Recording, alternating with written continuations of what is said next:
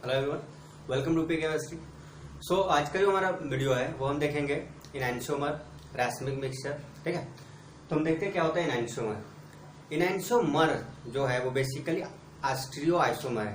Last video में हमने देखा था स्टीरियो आइसोमर्स क्या होते हैं। ऐसे आइसोमर्स, ऐसे दो मॉलिक्यूल जिनका स्ट्रक्चरल फॉर्मूला सेम होता है, मोलिकुलर फॉर्मूला सेम होता है, बट उनके जो एटम है, अटैचमेंट ऑफ एटम या बोल सकते हैं अरेंजमेंट ऑफ एटम है, वो डिफरेंट हो जाते हैं। उसको बोलते हैं स्टीरियो आइसोमर।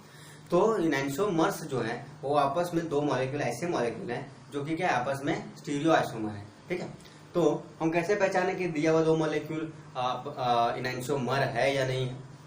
तो उसके लिए आपको क्या देखना है कि the molecule which are non super impossible mirror image is called enantiomer. Suppose कर लो आप यहाँ पे क्या करते हो, ए लेटर ड्रॉ करते हो, ठीक है, इसके सामने मिरर रखो तो ये आपको क्या दिखा, मिरर में भी ऐसे ही दिखेगा।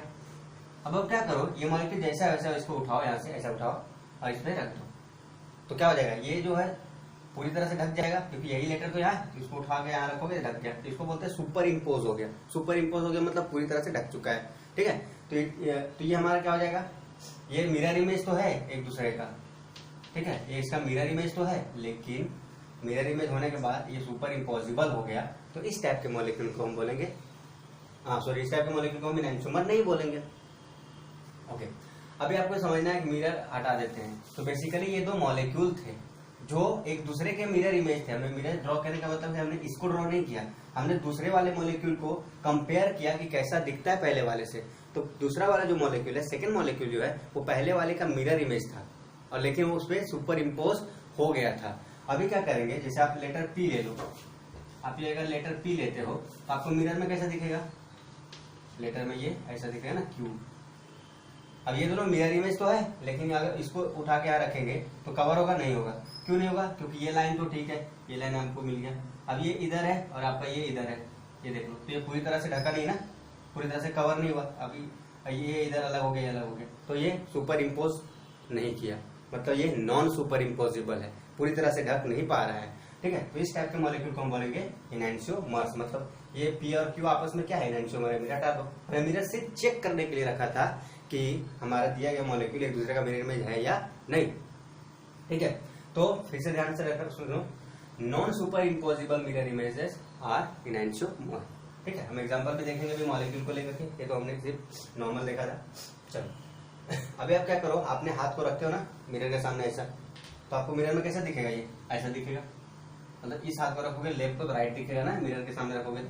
अब लाओ यहाँ पे, ये देखो रख दिया, पूरी तरह से ढक गया ना, जैसा रखा है वैसे ही लेके आओ, ढक गया। ठीक है, अब ऐसा रखोगे तो ऐसा दिखेगा। अब इसको लाके ऐसा रखो, ये नहीं ढका, क्योंकि ये देखो मेरा जो थंब है, ये इसके पीछे कोई थंब नहीं है, इसके आगे कोई थंब नहीं है, तो ये दोनों तो ये पार्ट तो हमारा क्या हुआ, एक दूसरे को ढक दिया, बट ये पार्ट नहीं ढक पाया, तो ये नॉन सुपर इम्पॉसिबल हो गया। ठीक है, तो जब आप हाथ को ऐसे रखते हो तो सुपर इम्पॉसिबल है, बट अगर आप हाथ को ऐसा रखते हो तो नॉन सुपर इम्पॉसिबल है।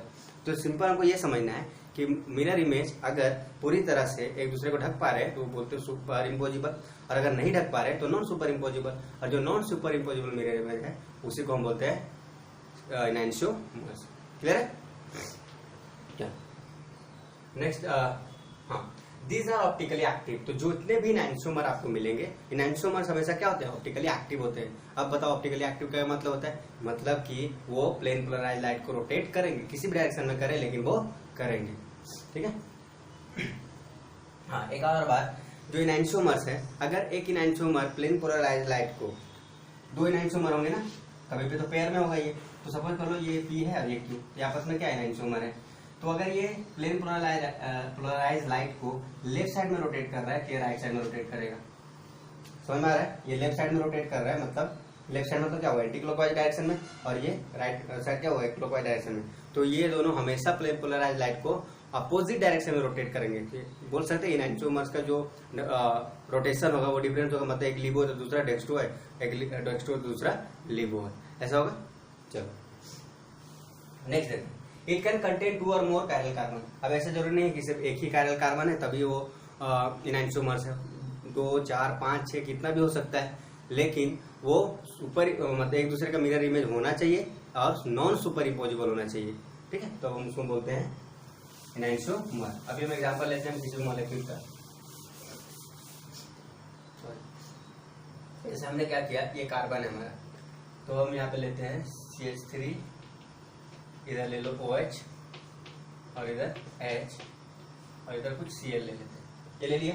अब जो दूसरा मॉलिक्यूल है वो हमारे पास ऐसा दिया हुआ है CH3 CHOH और ये Cl। तो ये दो मॉलिक्यूल दिया हुआ है, ये पूछेगा कि ये दोनों आपस में एनैंसोमर्स है या नहीं है। तो आप क्या करोगे, आप ये करोगे, आप दोनों में से किसी भी एक मॉलिक्यूल का मिरर इमेज बनाओगे।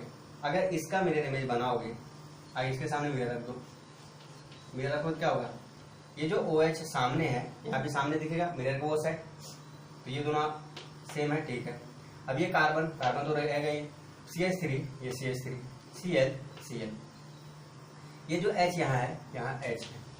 तो अभी बताओ ये दूसरे का मिरर इमेज है ना। जैसे कि अगर हम मिरर के सामने ऐसा खड़ा होते हैं, अपने हाथ को फैलाते हैं, तो क्या होता है, आपका फेस सामने दिखेगा, आपका बैक दिखेगा मिरर में भी, आपका लेफ्ट हैंड क्या हो जाएगा, लेफ्ट हैंड आपका राइट हैंड दिखेगा और राइट हैंड लेफ्ट हैंड दिखेगा। तो यहाँ हमको वो नहीं समझना, हमको इससे मतलब नहीं है, ये हमारा क्या वर्टिकल है, CH3 हमारा हेड है और जो हमारा आप लोअर पार्ट है वो Cl है। लेफ्ट हैंड को हम क्या मान रहे हैं, लेफ्ट हैंड हमारा OH है, ठीक है, और ये हमारा राइट हैंड क्या है, H है। बेसिकली ये मॉलिक्यूल है, अभी बोर्ड में हमको ऐसा प्लेन में दिख रहा है, बट है ये कुछ ऐसा, ठीक है, ऐसा एक ऊपर एक नीचे, एक ऐसा और एक ऐसा, ठीक है, मतलब लेफ्ट राइट है। तो अभी देखो कि ये दोनों एक दूसरे का मिरर इमेज है।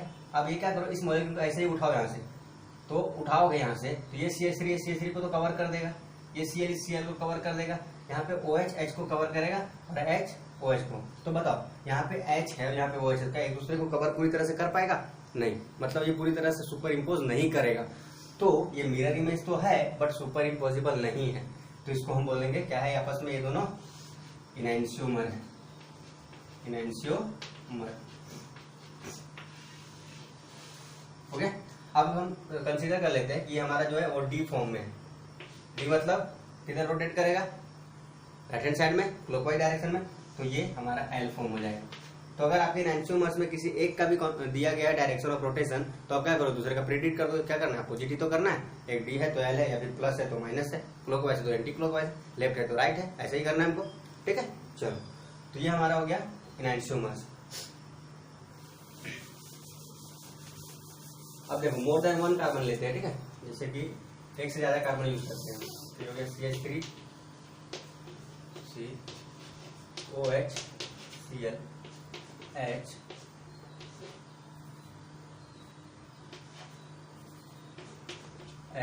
और ये CH3। अब दूसरा जो मॉलिक्यूल है आपको ऐसा दिया हुआ है CH3 Cl H COH CH3 और ये है H। अब देखो आपको ढूंढना है कि मिरर इमेज है या नहीं है, पहले चेक करो मिरर इमेज है। तो आप क्या करो, किसी भी के भी सामने मिरर रख दो, इसके सामने रख दो, इसके सामने। तो मैंने क्या किया, इसके सामने मिरर रखा है, ये रहा। तो इसका जो शैडो है मतलब मिरर के अंदर वो कैसा दिखना चाहिए, ये Cl की जगह पे Cl है। अब देखो Cl यहाँ होना चाहिए था बट ये यहाँ चला गया, ठीक है, तो ये तो नहीं वो मिरर इमेज, तो नॉन सुपर इम्पोज। अब चलो इसको भी चेंज कर देते हैं। सपोज करो मॉलिक्यूल आपको ऐसा दिया गया है, अब आप क्या करोगे, देखो Cl की जगह पे Cl आ गया, H की जगह पे H है और CH3। तो ये पार्ट आपका क्या हो गया, सुपर इम्पोजिबल हो रहा है, बट अभी दूसरा कायरल भी है आपके पास, ठीक है, दूसरा कायरल कार्बन है, ठीक है। क्यों है ये कायरल, क्योंकि ये देखो 1 2 3 4 डिफरेंट ग्रुप से जुड़ा हुआ है। अब इसको चेक करो, ये कार्बन है, OH यहाँ होना चाहिए था, ये यहाँ है। CH3 यहाँ क्या होना चाहिए था, CH3 होना चाहिए, बट CH3 यहाँ है। तो ये जो पार्ट है आपका, ये पार्ट आपका ये मिरर इमेज है ही नहीं, समझ में आया, ये मिरर इमेज है ही नहीं। तो ये क्या हो गया आपका, अपर पार्ट तो मिरर इमेज है और लोअर पार्ट नहीं है, तो ऐसा नहीं, पूरा मॉलिक्यूल मिरर इमेज होना चाहिए, और तब हम चेक करेंगे सुपर इम्पोजिबल है या नहीं। और पूरा मॉलिक्यूल जब मिरर इमेज हो जाएगा, नॉन सुपर इम्पोजिबल होगा, तभी वो क्या होगा, एनैंशियोमर, अदरवाइज ये नहीं होगा। तो ये दोनों आपस में क्या एनैंशियोमर है, नहीं है, ठीक है। चलो अब इसको हम थोड़ा चेंज करते हैं और सॉल्व करते हैं। सपोज कर लो अभी मैंने जो दूसरा मॉलिक्यूल आपको दिया, एक ये मॉलिक्यूल है, सेकंड मॉलिक्यूल आपके पास है CH3H। अब मैं पूछूंगा कि मेरे क्या है, सुपर इम्पोजिबल है या फिर एनैंशियोमर है या नहीं। तो फिर से चेक कर लो, ये पार्ट तो आपने चेक किया था पहले, अब ये पार्ट चेक करो, OH की जगह पे OH, CH3H। अब इसको देखो, ये मिरर इमेज तो है, मिरर OH के सामने OH आ रहा है, अब इसको मिरर इमेज को आप क्या करोगे, उठाओगे, यहाँ रखोगे। अब देखो ये और ये तो कवर हो जाएंगे, ये OH की जगह पे CH3 और CH3 की जगह पे OH आ रहा है, तो कवर नहीं होगा, मतलब सुपर इम्पोज नहीं होगा। तो ये दोनों आपस में क्या है, एनहांसोमर। पहले तो हमने लिखा था वो एनहांसोमर नहीं था, बिकॉज मिरर इमेज ही नहीं था, एनहांसोमर। और ये क्या रहता है, एनहांसोमर ऑप्टिकली एक्टिव होते हैं, और जो एनहांसोमर ऑप्टिकली इनएक्टिव भी होते हैं, लेकिन उसके लिए कंडीशन अलग है। तो आप पहले इस मॉलिक्यूल को ड्रॉ करो, ठीक है। चलो, तो नेक्स्ट हमारा जो टॉपिक है वो है रेसमिक मिक्सचर, या फिर इसको हम DL मिक्सचर भी बोलते हैं, या फिर डेक्स्ट्रोलिबो मिक्सचर बोलते हैं, या फिर आप उसको प्लस और माइनस मिक्सचर बोल सकते हो। तो racemic mixture, DL mixture, dextrolevo mixture या फिर प्लस माइनस मिक्सचर सब सेम ही है, सिर्फ इसका नेमिंग अलग तरह से किया जाता है, ठीक है, प्रोनाउंसिएशन अलग तरह से किया जाता है। तो आप समझते हैं ये होता क्या है रेसमिक मिक्सचर। बहुत इंपॉर्टेंट है, आपके जो कॉम्पिटिटिव एग्जाम है फिक्स रहता है कि क्वेश्चन आना ही आना है, मैक्सिमम पॉसिबिलिटी यहाँ से 4 मार्क्स के क्वेश्चन आने के। आप इसको ध्यान से समझो, ठीक है। अब ये क्वेश्चन कैसे बना सकते हो वो मैं बाद में बताता हूँ। तो पहले आप समझते हैं, molecule containing 50-50 DL mixture is called racemic mixture.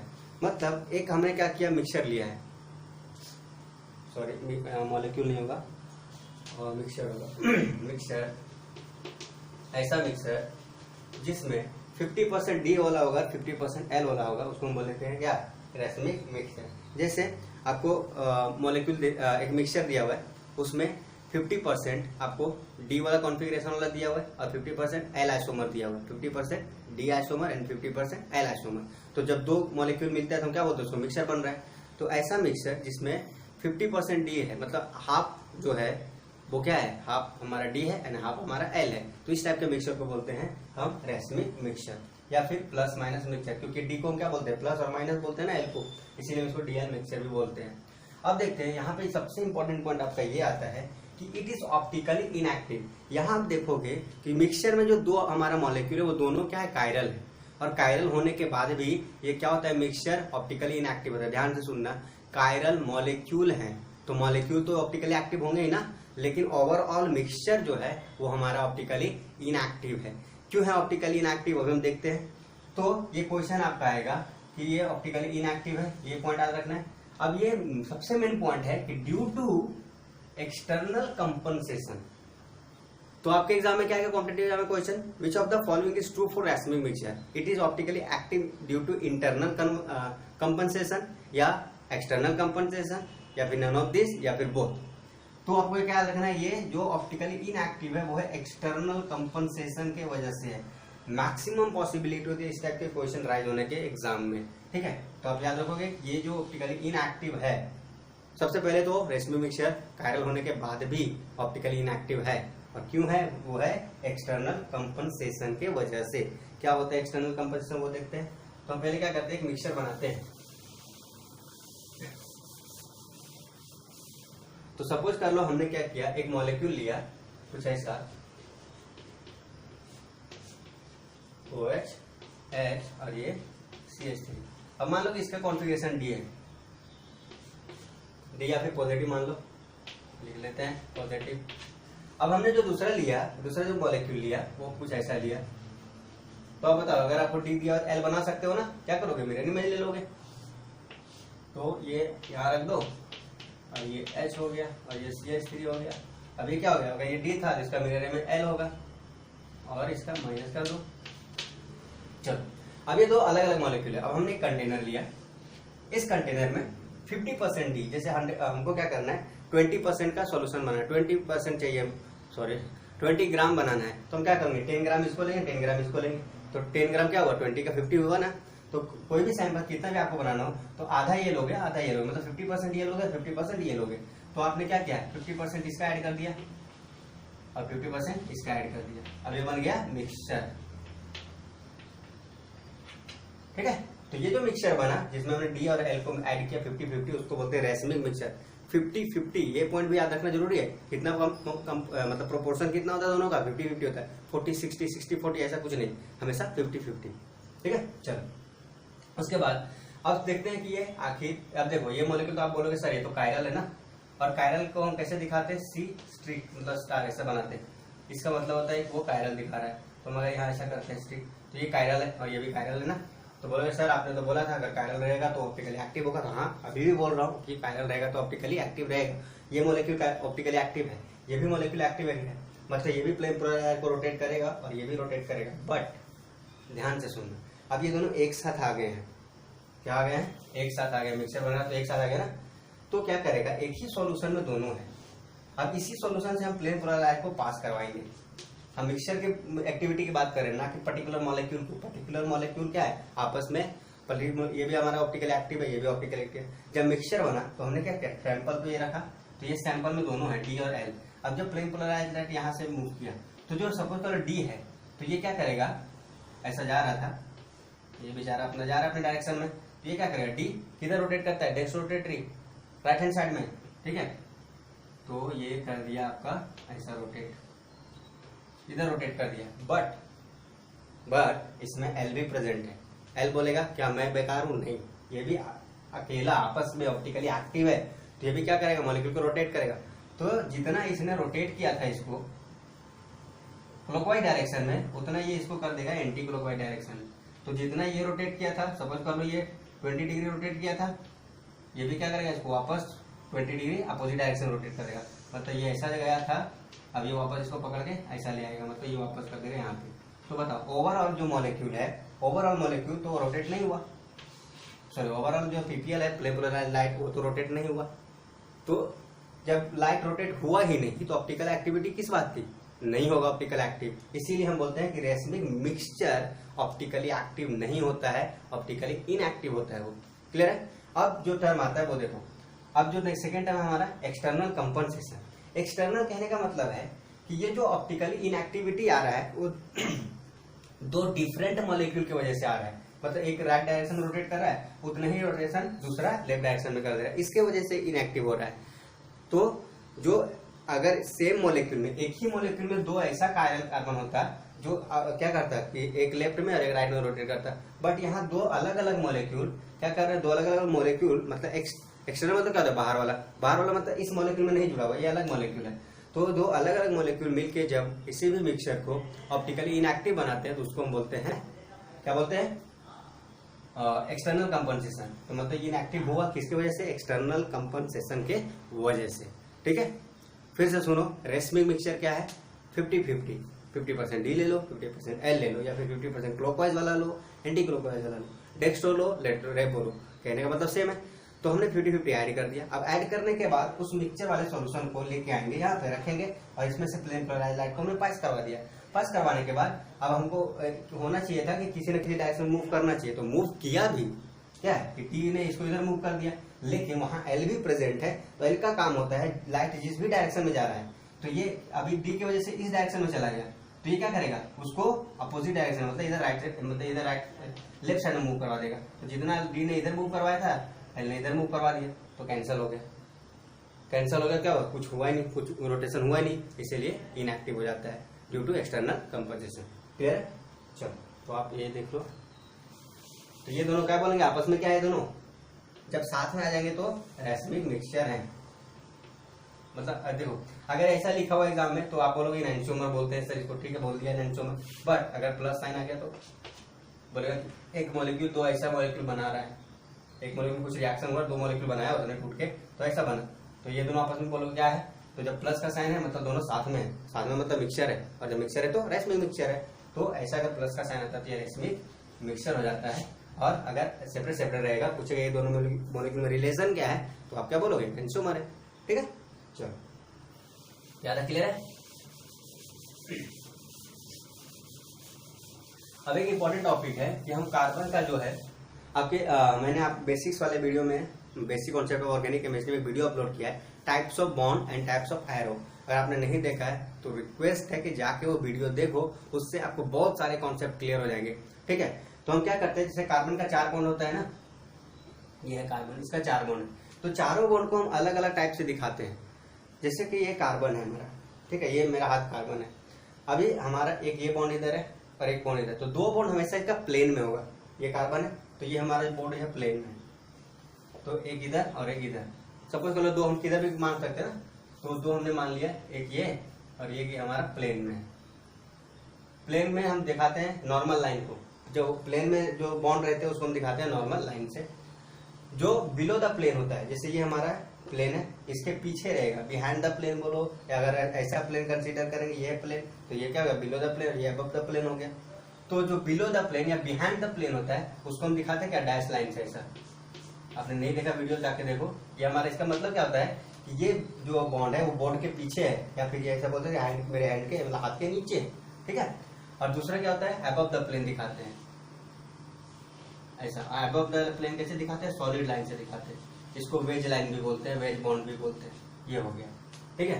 तो ये आपका अगर ऐसा कहीं दिखेगा तो इसका मतलब क्या है, कार्बन में 4 बॉन्ड है, 2 बॉन्ड ऐसा प्लेन पे है, और जो ये वाला बॉन्ड है ये आगे है।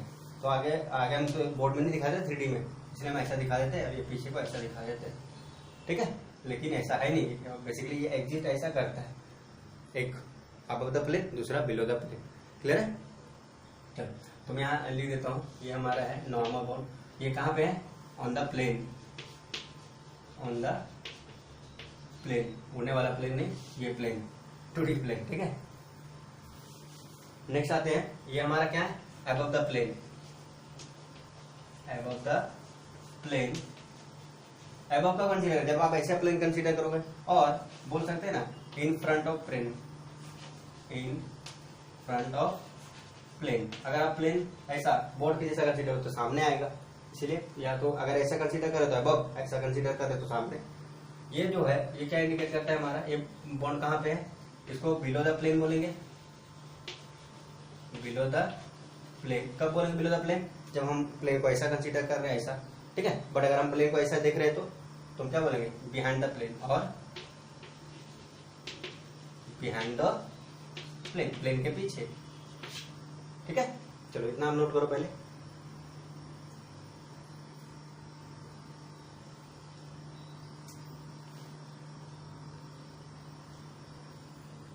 चलो तो आज के वीडियो सेशन में हमने क्या देखा, फर्स्ट पॉइंट हमने देखा इनैंशियोमर। इनैंशियोमर स्टीरियो आइसोमर्स है, फिर से सुनना, स्टीरियो आइसोमर्स है। क्या होता है स्टीरियो आइसोमर्स, ऐसे आइसोमर जिनका मॉलिक्यूलर फॉर्मूला भी सेम होगा, स्ट्रक्चरल फॉर्मूला भी सेम होगा, बट उनका जो अरेंजमेंट होगा एटम का 3 डायमेंशन में, या बोल सकते हैं स्पेस में, वो क्या होगा, डिफरेंट होगा, ठीक है। तो ऐसे 2 मॉलिक्यूल जो एक दूसरे के मिरर इमेज हैं, एक दूसरे के मिरर इमेज है, बट सुपर इम्पॉसिबल नहीं है, एक दूसरे को कवर नहीं कर पा रहे पूरी तरह से, उसको बोलते हैं इनैंशियोमर। और इनैंशियोमर में एक बेनिफिट है, अगर आपका एक का दिया हुआ रोटेशन किस डायरेक्शन में रोटेट कर रहा है, दूसरा आप क्या करोगे, उसके अपोजिट कर दोगे। मतलब एक अगर डी है तो दूसरा एल है, या फिर पहला एल है तो दूसरा डी है। ये हो गया। इनैंशियोमर हमेशा ऑप्टिकली एक्टिव होते हैं, ध्यान से सुना, इनैंशियोमर्स मतलब अलग अलग हम देखेंगे तो दोनों ऑप्टिकली एक्टिव होते हैं। चलो उसके बाद हम आते हैं, इसमें क्या हो सकता है, मोर देन 1 कार्बन भी हो सकता है, इनैंशियोमर ऐसे भी हो सकते हैं जिसमें मोर देन 1 कार्बन है। और नेक्स्ट हमने देखा रैस्मिक मिक्सचर, जब 2 डी और एल वाले मॉलिक्यूल को साथ में लाते हैं तो वो क्या बनाते हैं, एक मिक्सचर बनाते हैं। मतलब ऐसा भी बोल सकते हैं ना, 2 इनैंशियोमर्स को जब साथ लाते हैं तो डीएल मिक्सचर बनाते हैं, और वो मिक्सचर क्या होता है, ऑप्टिकली इनएक्टिव होता है। क्यों, ड्यू टू एक्सटर्नल कंपनसेशन। और एक्सटर्नल कंपनसेशन क्या था कि एक मॉलिक्यूल अगर राइट साइड में रोटेट करवा रहा है, दूसरा उतने ही लेफ्ट साइड में रोटेट करवा देगा तो वापस वहीं पहुंच जाएगा, मतलब कोई भी रोटेशन हुआ ही नहीं। और जब रोटेशन नहीं हुआ तो ऑप्टिकली इनएक्टिव होता है, इसीलिए रैस्मिक मिक्सचर ऑप्टिकली इनएक्टिव होते हैं। रैस्मिक मिक्सचर को DL mixture plus minus mixture भी हम बोलते हैं, ठीक है। तो आज का वीडियो सेशन यहीं तक रखते हैं। नेक्स्ट जो वीडियो सेशन आने वाला है वो है R and S configuration find out करने के लिए, और ये one of the most important question है नीट और जेई के लिए, ठीक है। मॉलिक्यूल दे देगा, बोलेगा कॉन्फ़िगरेशन क्या है, आर है, एस है, और इसका आर एस नोमेनक्लेचर भी बोलते हैं। मतलब हम यूज करते हैं, जैसे आपको नेमिंग करना है प्रोपानॉल, तो उसके पहले आर लिख लेना है, आर प्रोपानॉल। तो ये आर बताता है कि ये 3D में कैसे अरेंज्ड है, मतलब कि कौन सा मॉलिक्यूल किधर कनेक्टेड है, कौन सा अबव द प्लेन है, कौन सा बिलो द प्लेन है, कौन सा फ्रंट ऑफ प्लेन है, कौन सा ऑन द प्लेन है। ऐसे बॉन्ड को डिसाइड करता है ये कॉन्फ़िगरेशन, ठीक है। तो वही हम क्या करेंगे, नेक्स्ट टाइम हम लोग करेंगे आर एस कॉन्फ़िगरेशन। तो आर एस कॉन्फ़िगरेशन पहचानने के लिए कुछ रूल्स हैं, उसको हम पढ़ेंगे नेक्स्ट वीडियो में। एंड तब तक आप अच्छे से तैयारी करो, ठीक है। और अगर कोई डाउट होता है तो आप पूछ सकते हो कमेंट सेक्शन में, ठीक है। टेलीग्राम पे भी मेरा पेज है, चाहो तो वहाँ ज्वाइन कर सकते हो, PKMST करके ही पेज है, आप ज्वाइन कर लो, ठीक है। वहाँ भी क्या होता है, आप क्वेश्चन पूछ सकते हो। चलो, थैंक यू।